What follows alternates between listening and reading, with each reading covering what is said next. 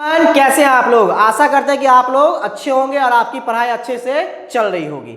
तो आज की इस वीडियो में हम वेजिटेटिव प्रोपागेशन का एक्सप्लेनेशन में हम मीनिंग देखेंगे कि वेजिटेटिव प्रोपागेशन होता क्या है, इससे क्या फायदा होता है, बेनिफिट्स क्या है इसका, और इसके कुछ जो बेनिफिट्स होते हैं उसका हम आपको बताएंगे भी कि डेली लाइफ में इसका क्या यूज होता है।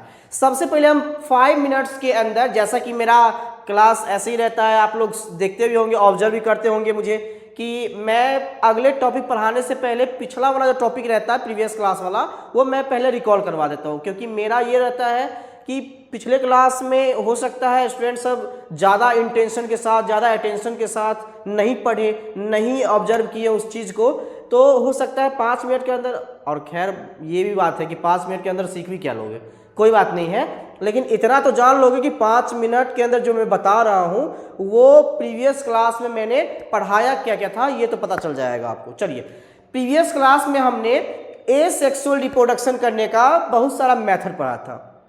पहला मेथड हमने पढ़ा था फिजन, दूसरा मेथड हमने पढ़ा था स्पोर फॉर्मेशन, तीसरा मेथड हमने पढ़ा था फ्रेगमेंटेशन, चौथा हमने पढ़ा था रीजनरेशन। ये सभी मेथड्स हमने एसेक्सुअल रिप्रोडक्शन करने का पढ़ा था। मैंने बताया था आपको कि एसेक्सुअल रिप्रोडक्शन जो होता है वो यूनिसेलुलर ऑर्गेनिज्म करते हैं। कौन करते हैं? यूनिसेलुलर ऑर्गेनिज्म, मतलब एक सेल से बने हुए ऑर्गेनिज्म ही ऐसा टाइप का रिप्रोडक्शन कर सकते हैं। Sexual reproduction multi cellular organism या सिंपल मल्टी सेलुलर ऑर्गेनिज्म ये कर सकते हैं, जनरली मल्टी सेलुलर ऑर्गेनिज्म करते हैं। ठीक, एसेक्सुअल रिप्रोडक्शन की जब भी बात करते हैं हम तो यूनिसेलुलर ऑर्गेनिज्म करते हैं। अब यूनिसेलुलर में दो टाइप का हो गया, एक हो गया यूनिसेलुलर यूकैरियोट्स जिसके पास डिफाइंड न्यूक्लियस होगा, और एक होगा यूनिसेलुलर प्रोकैरियोट जिसके पास डिफाइंड न्यूक्लियस नहीं होगा, जिसका एग्जाम्पल आप बेहतर तरीके से जानते होंगे, बैक्टीरिया। ऐसा कहा जाता है कि बैक्टीरिया सोल मेंबर है मोनरा किंगडम का, मतलब मोनरा किंगडम ऐसा किंगडम है जिसमें यूनिसेलुलर प्रोकैरियोट्स आते हैं। मतलब एक सेल वाले ऑर्गेनिज्म तो आएंगे ही, लेकिन उस एक सेल वाले ऑर्गेनिज्म के पास कैसा न्यूक्लियस होगा? Not well defined, well defined nucleus होगा ही नहीं, ना उसके ऊपर न्यूक्लियर मेम्ब्रेन होगा, ना उसमें मेम्ब्रेन बाउंड ऑर्गेनेल्स होंगे, ना उसमें राइबोसोम का जो आपका 80S राइबोसोम होता है वो नहीं रहेगा, 70S राइबोसोम रहेगा। तो ऐसा बहुत कुछ है जो यूनिसेलुलर प्रोकैरियोट्स को यूनिसेलुलर यूकैरियोट्स से डिफर करता है, डिफरेंशिएट करता है। खैर, हम आते हैं अपने टॉपिक पे।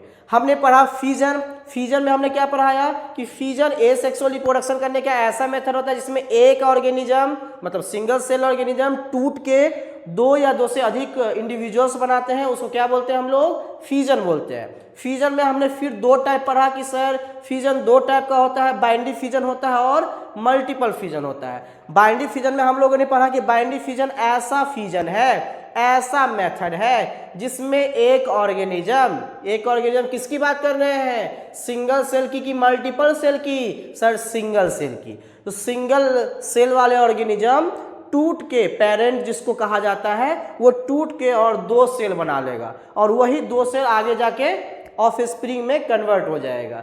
तो यही जो प्रोसेस है आपका वो कहलाता है बाइनरी फिजन, क्योंकि यहाँ दो बन रहा है और फिजन मतलब टूट के बन रहा है, इसीलिए इसको बाइनरी फिजन कहते हैं। इसका एग्जांपल हम लोगों ने पढ़ा था अमीबा, पैरामेसियम, यूग्लिना। हालांकि बाइनरी फिजन आपका 3 टाइप्स का होता है, मैंने बताया भी था कि आपके एनसीईआरटी टेक्स्ट बुक में थोड़ा थोड़ा चर्चा कर दिया होगा, लेकिन ज़्यादा इसके बारे में कोई डिस्कस वाली चीज़ नहीं की होगी। मैंने आपको ये बताया था कि बाइनरी फिजन होता है जो किसी भी प्लेन ऑफ एक्सिस में ऐसा ऑर्गेनिज्म जो टूटता तो है लेकिन किसी भी प्लेन ऑफ एक्सिस में टूट जाता है। इसको कोई मतलब नहीं होता कि हमको बीच से काटे, साइड से काटे, इसको कोई मतलब नहीं है, कहीं से भी कट कर दीजिए, दो ऑर्गेनिज्म में बट जाएगा, इक्वल हाफ डॉटर सेल में बट जाएगा। उसका एग्जांपल मैंने बताया था अमीबा। फिर मैंने बोला था कि ट्रांसवर्स बाइनरी फिजन होता है। ये क्या होता है? तो ऐसे ऑर्गेनिज्म जिसको आप साइड से कट करते हो तब वो दो पार्ट में डिवाइड होता है और दो नए ऑफस्प्रिंग को प्रोड्यूस करता है, इसको बोलते हैं हम लोग ट्रांसवर्स बाइनरी फिजन। ठीक, इसका एग्जांपल हम लोग ने पढ़ा था पैरामेसियम। तीसरा था हमारे पास लॉन्गिट्यूडनल। इसमें क्या होता है? वर्टिकली ब्रेकडाउन होता है जिससे नया ऑर्गेनिज्म आता है, इसका एग्जांपल हमने पढ़ा था यूग्लिना।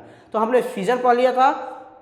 इसके बाद हम लोग पढ़ा था स्पोर फॉर्मेशन। तो स्पोर फॉर्मेशन क्या होता है? मैंने बताया था आपको कि स्पोर फॉर्मेशन में क्या होता है, ऑर्गेनिज्म जो होते हैं वो स्पोर क्रिएट करते हैं एज ए सेक्सुअल गैमेट के रूप में। यही स्पोर को जब फेवरेबल कंडीशन मिलता है सॉइल या वाटर में रिलीज होते हैं, सॉइल या वाटर कहा गया, वाटर नहीं, सॉइल या लैंड या सॉइल पर जब ये गिरते हैं तब इसको जब फेवरेबल कंडीशन मिलता है तो ये ग्रो कर जाते हैं और नए इंडिविजुअल्स में कन्वर्ट हो जाते हैं। इसी को स्पोर फॉर्मेशन पर कहते हैं। हम लोगों ने इसके बाद भी पढ़ा था कि स्पोर फॉर्मेशन के बाद हम लोग बडिंग पढ़े थे कि बडिंग क्या होता है। तो मैंने बताया था कि किसी पेरेंट सेल के ऊपर अगर एक्सटर्नल बड या इंटरनल बड डेवलप कर जाता है जो समय के साथ मैच्योर होके अपने पेरेंट से सेपरेट हो जाता है और नए ऑर्गेनिज्म में कन्वर्ट हो जाता है तो इसको बडिंग कहते हैं। ठीक, इसके बाद हमने पढ़ा था बडिंग दो टाइप का होता है, इंटरनल बडिंग और एक्सटर्नल बडिंग। इंटरनल बडिंग मतलब बड अंदर में बनेगा पेरेंट सेल के अंदर में, और एक्सटर्नल बड मतलब जो बड होगा वो पेरेंट सेल के ऊपर बनेगा। ठीक, इसके बाद हमने उसका एग्जाम्पल पढ़ा था कि जो बडिंग है वो कौन कौन से ऑर्गेनिज्म परफॉर्म करते हैं। तो बडिंग जो हो वो ईस्ट परफॉर्म करता है और हाइड्रा परफॉर्म करता है। हाइड्रा एक्सटर्नल बडिंग परफॉर्म करता है जबकि ईस्ट इंटरनल बडिंग परफॉर्म करता है। इसके बाद हमने पढ़ा था फ्रेगमेंटेशन। फ्रेगमेंटेशन क्या होता है सर? एसेक्सुअल रिप्रोडक्शन करने का ऐसा मेथड जिसमें एक्सीडेंटल प्रोसेस होता है। क्या होता है? एक्सीडेंटल। इसमें नॉर्मल चीज कुछ नहीं होता है। जैसे नॉर्मली होता है ना कि अमीबा टूट गया और टूट के नया ऑर्गेनिज्म बना लिया, ऐसा नहीं होता है फ्रेगमेंटेशन में। फ्रेगमेंटेशन कहा जाता है, आप ही का एनसीईआरटी लिखता है चीज, ये चीज हम नहीं बोलते हैं, ये चीज आपका एनसीईआरटी टेक्स्ट बुक बोलता है कि फ्रेगमेंटेशन जो है एक्सीडेंटल प्रोसेस है, मतलब अचानक होने वाला प्रोसेस है जिसमें जो पेरेंट सेल होते हैं वो कुछ टुकड़ों में टूट जाते हैं, बट जाते हैं, और वही टुकड़ा को कहा जाता है फ्रेगमेंट्स। वही टुकड़ा आगे जाकर डेवलप कर जाता है मैच्योर ऑर्गेनिज्म में, और ये ऑर्गेनिज्म नए ऑर्गेनिज्म की तरह जो भी फंक्शन होते हैं वो करने लगते हैं। तो इसको क्या बोला जाता है कि ये फ्रेगमेंटेशन के थ्रू बना। फ्रेगमेंटेशन क्यों कह रहे हैं? क्योंकि फ्रेगमेंट्स बना है, टुकड़ा में बना है, एक्सीडेंटल प्रोसेस है, टुकड़ा में बट के नया ऑर्गेनिज्म बना, that's why it is called fragmentation. इसके बाद हमने पढ़ा जो लास्ट टॉपिक था हमारा रीजनरेशन। रीजनरेशन में हमने देखा कि रीजनरेशन एसेक्सुअल रिप्रोडक्शन करने का ऐसा मेथड है जिसमें पेरेंट के ओल्डर बॉडी पार्ट को आप कहीं से भी कट कर दो। मान लो 3 टुकड़ा कर दिए, प्लेनेरिया एग्जांपल है, प्लेनेरिया को मान लो गर्दन काट दिए, या प्लेनेरिया का पेट काट दिए, या प्लेनेरिया का पाँव काट दिए, पूंछ होता है, पाँव तो नहीं होता, पूंछ होता है। अब उसको कट कर दिए तो 3 टुकड़ा हुआ। तो क्या होना चाहिए था? ये होना चाहिए था कि वो जो यहाँ से कट किए हैं तो यहाँ वाला पार्ट बनना चाहिए था, मतलब सर वाला पार्ट बनना चाहिए था। ये सब पार्ट नहीं बनना चाहिए था क्योंकि जो कट किए हैं वही पार्टनर फिर डेवलप करेगा, ऐसा नहीं होता है उसमें। रीजनरेशन का यही एक बड़ी खूबी है कि रीजनरेशन में रीजनरेट कर जाता है, मतलब कि जहाँ से आप कहीं से भी कट करो, आप पूंछ को कट करो, आप पेट को कट करो, या आप गर्दन को कट करो, कहीं से भी कट करो, आप जहाँ से कट करोगे तो वो पार्ट्स तो डेवलप होगा ही, उसके साथ साथ जो रिमेनिंग पार्ट्स है आपका वो भी डेवलप कर जाएगा। कहने का ये मतलब कि अगर आप गर्दन को कट करते हो तो सिर्फ गर्दन ही नहीं बनेगा, गर्दन के साथ जो आपका मिडिल पार्ट है, जो लोअर पार्ट्स है, वो सभी बन जाएगा। तो रीजनरेशन में यही होता है। इसका एग्जाम्पल हम लोगों ने प्लेनेरिया पढ़ा था। आज का जो वीडियो है वो वीडियो आपका एसेक्सुअल रिप्रोडक्शन से इंटरलिंक्ड है। कहने का ये मतलब कि जैसे हम लोगों ने एसेक्सुअल रिप्रोडक्शन में पढ़ा था कि सिंगल पेरेंट इज इन्वॉल्व, बोलो यस और no, single parent is involve, single parent involve होता है। इसी तरह वेजिटेटिव प्रोपागेशन भी एक एसेक्सुअल रिप्रोडक्शन करने का ही मेथड है। ये एक अलग से बताया जाता है। सर क्यों अलग से बताया जाता है? आप एसेक्सुअल रिप्रोडक्शन के अंदर ही क्यों नहीं बताएं? आप बडिंग बताएं, आप फ्यूजन बताएं, आप फ्रेगमेंटेशन बताएं, आप रीजनरेशन बताएं, आप स्पोर फॉर्मेशन बताएं, तो इसको भी आप उसी में शामिल क्यों नहीं कर दिए? समझो, इसको इसीलिए नहीं शामिल किए उसमें क्योंकि ये वाला जो एसेक्सुअल रिप्रोडक्शन है वो सिर्फ प्लांट में देखने को मिलता है, ये एनिमल में देखने को नहीं मिलता है। अब एक बात बताओ, एसेक्सुअल रिप्रोडक्शन मैंने इतना मेथड पढ़ाया, बर्डिंग पढ़ाया, फ्यूजन पढ़ाया, फ्रेगमेंटेशन पढ़ाया, इसके बाद रीजनरेशन पढ़ाया, इसके बाद स्पोर फॉर्मेशन पढ़ाया। कभी मैंने ऐसा बोला कि प्लांट डेवलप हो रहा है, पुराने वाले प्लांट के रिमेनिंग पार्ट से नया प्लांट आ रहा है? कभी मैंने ये कहा कि ऑरेंज का जो सीड है वो नया प्लांट प्रोड्यूस कर रहा है? कभी मैंने ये कहा कि पोटैटो का जो ट्यूबर होता है वो नए पोटैटो को प्रोड्यूस करता है? कभी मैंने ये कहा कि आप स्टेम को दूसरे स्टेम में आप अटैच कर दीजिए तो नया और जो प्लांट है वो बन जाएगा? कभी मैंने ये कहा कि जो प्लांट्स है जैसे शुगर कैन है तो उसका स्टेम अगर आप सॉइल में ब्यूरिड कर दे, दफना दे और उसमें पानी दे तो नया ऑर्गेनिज्म आ जाएगा, नया प्लांट आ जाएगा? ऐसा मैंने नहीं बोला होगा।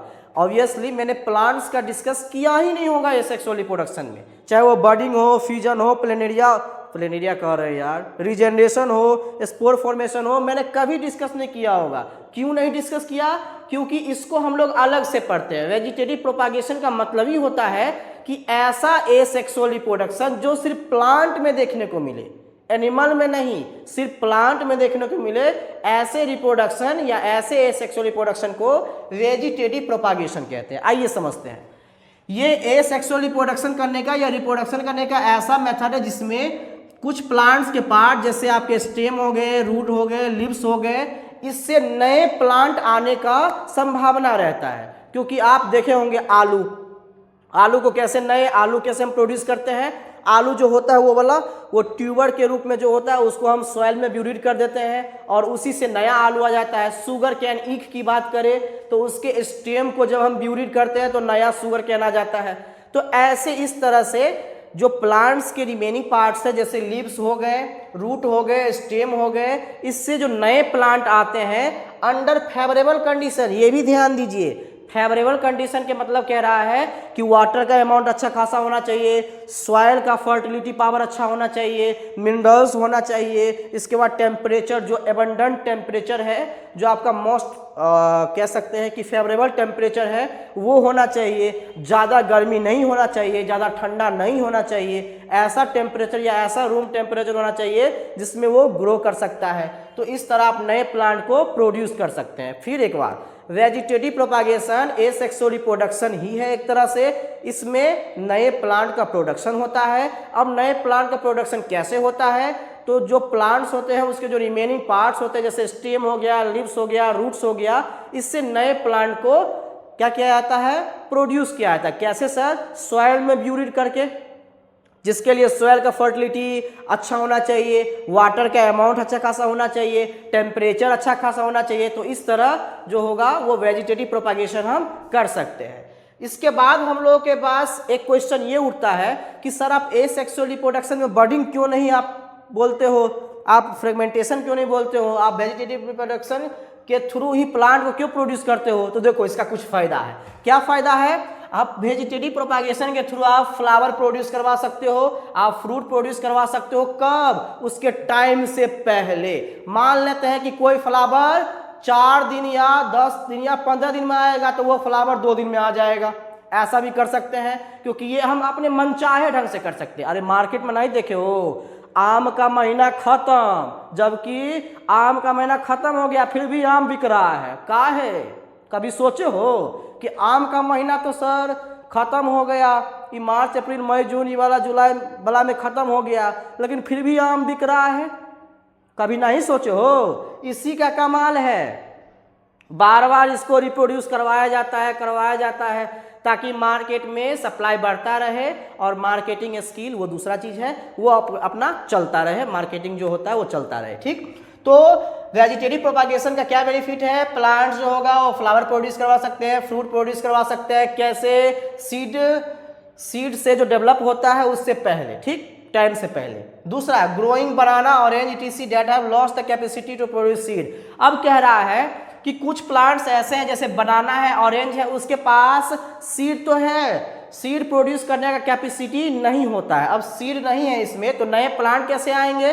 तो वेजिटेटिव प्रोपागेशन के थ्रू आएंगे, स्टेम के थ्रू आएंगे, लीव्स के थ्रू आएंगे। ठीक, तो इस तरह हम इस प्रोसेस को अपना के हम लोग क्या कर सकते हैं? नए प्लांट को प्रोड्यूस कर सकते हैं। तीसरा है हमारा genetically similarity is maintain in the plants. कह रहा है कि जेनेटिकली सिमिलरिटी भी मेंटेन रहना चाहिए।